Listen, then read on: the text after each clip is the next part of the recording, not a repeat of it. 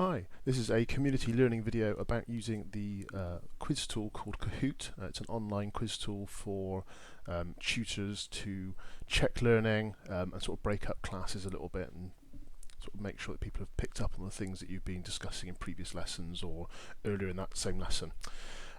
We've run it a few times at workshops, people have quite liked it, so we thought we'd go through a quick video on how to sort of set yourself up and start using the system.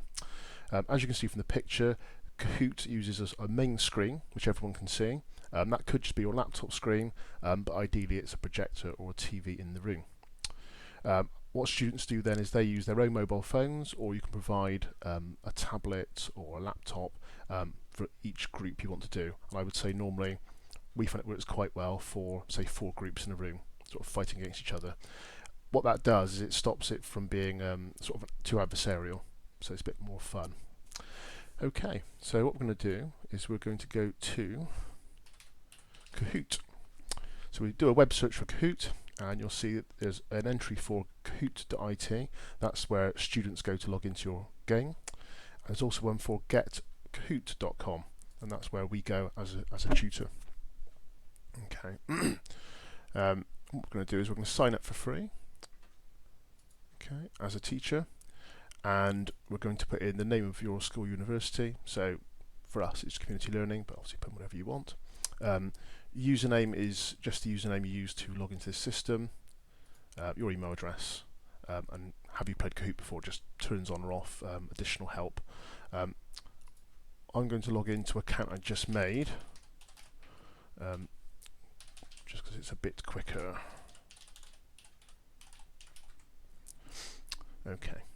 So once you've logged in, it's no more difficult than that sheet we just showed you. You get a load of options. The main one we're going to be looking at is quiz. There are some other games and things that Kahoot do run. Quiz is sort of the original and the best. So we're going to hit quiz. And what it asks for is a name of the quiz, a description so people can find the quiz, which is really more for people outside of your organisation. And you can also credit resources, put a video on there, that sort of thing. The main thing really is I would always choose an image. So I'm just going to pick an image of a Windows desktop because it's going to be an IT quiz. Call it whatever you think is suitable. You need to put a description in. For our purposes, it doesn't really matter. So I'm going to just type in the same thing again. Visible to everyone. Yeah, that's fine. Nothing secret in there. And it's a training video. That's all we need to create the quiz. Okay, and you can see there that it's visible to everybody, and we can click this button here to edit it, and you can always go back in, you can save these afterwards, you can share them with other tutors. Okay, so we can hit add question. I'll just do it again, add question. Okay, so there's nothing else you can really do from here. All you can do is add a list of questions. I would say 10 maximum, because you want to try and keep this fairly short. Okay, so the first question is, which of these is an operating system? Obviously, the key thing really is you picking questions which you think are going to test the things that you've done recently. What I'm trying to get across here is how quick and easy it is to use.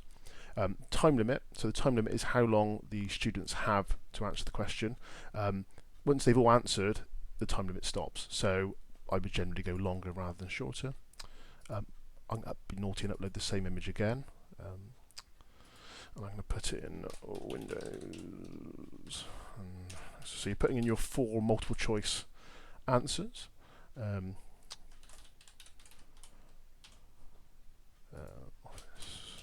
Okay, so these are the answers that will come up on the screen, and they'll be color coded. And all I do is I tick the ones which are correct. So when somebody answers those questions, they will get points. The faster they answer the questions, the more points they get. If they answer these, they get nothing. I'll hit next, and I just continue in that vein, adding more and more questions until I've got a number I'm happy with. I would say probably somewhere between sort of 5 and 10 is perfect.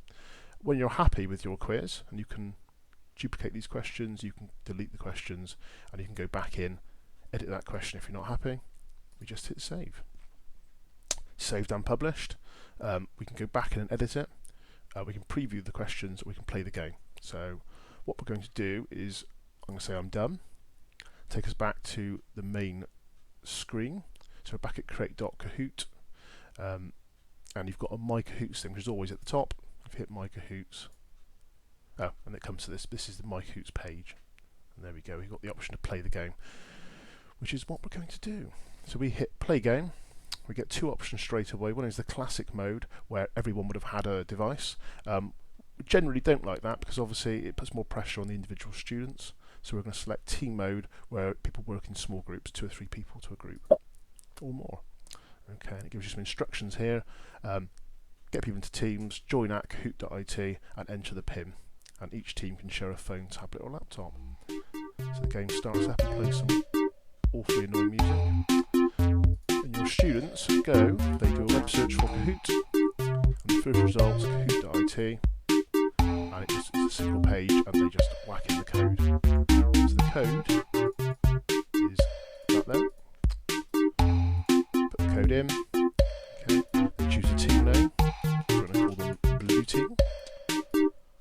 And each member of the team can put a name in. It's a little bit relevant. It's fine. They do tend to spend a bit too much time on that normally. So heads up, check out your name on the screen. So this is what the student would be seeing on their mobile phone.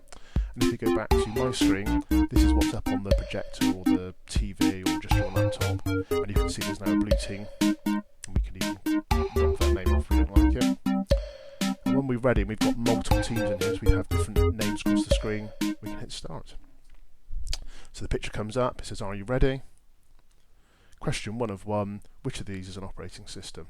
Okay, gives you a little bit of time now to think, and then you've quickly got to answer these questions. So there's a little bit of time here for team talking, and then you've got 90 seconds, because 90 seconds is what I picked, to answer one of the questions. So this is what's up on the TV. If we go back to that page, you can see all they see on their screen is these 4 coloured bars.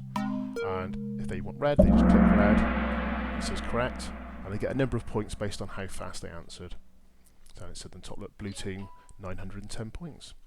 If we go back to here, on the main screen you can see how people answered. This is a chance really for the tutor to ask questions, check understanding if people haven't got it wrong or haven't got it right. And when you're ready, just hit next. And it does a little scoreboard. It's very nice, it's very simple, so we'll be doing some more training on this, so please do let me know if you want to do anything else on this. Thanks very much.